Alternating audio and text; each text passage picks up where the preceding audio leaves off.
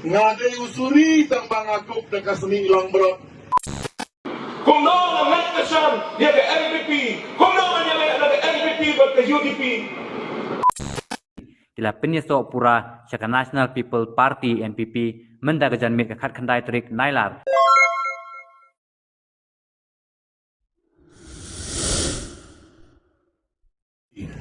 Delay kumno. Ngaday usuri tambang akop na kasning ilang brot. Ngaday UPJP tambahan na yung atwa na kakwat. Damn! Ngaday ulotas adolot tambahan na yung kakwat. Kitok ingi. You can do it! Sabas. Dengung ta. Nga banapi ngilay bantit hangno don usuri. Mga banapi ngilay bantit hangno gidam ki parti ki basin kabuyengi.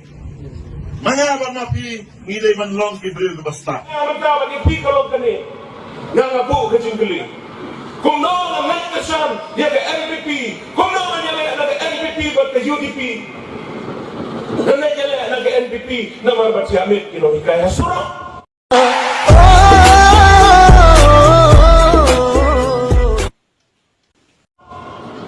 Kabomla ba mo?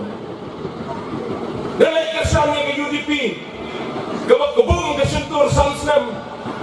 Kaya ka niya habang kasokar. Kalalik ng bor, yung kajalaga dyan yung iba to. Kajalaga dyan ikan sa jab. Naman gidon ginong diri. आई हे भगवान तेरी लीला अपरंपार है। Iba person nila di yang arpo-arpo ni Islam ka blok tu. Sa sisi nga kranbyang nang ni kumulong yalom. Ko ba person dan so. Kilati ya kari gajong ni. Ngam syakti. Many months later. Ki laingut ki MLA ka Congress kentup Dr. Celestin Lengdo na Umsning constituency lembat arngut ki MLA syak suspend Rusnem kata ubak Charles Marngar MLA na Mauhati constituency bat ubak Gabriel Waklang MLA na Nongstoin constituency kila penyeso pura Chaka National People Party NPP mendagajan mit kat khandai trik nailar kebalong ha office temai ke NPP.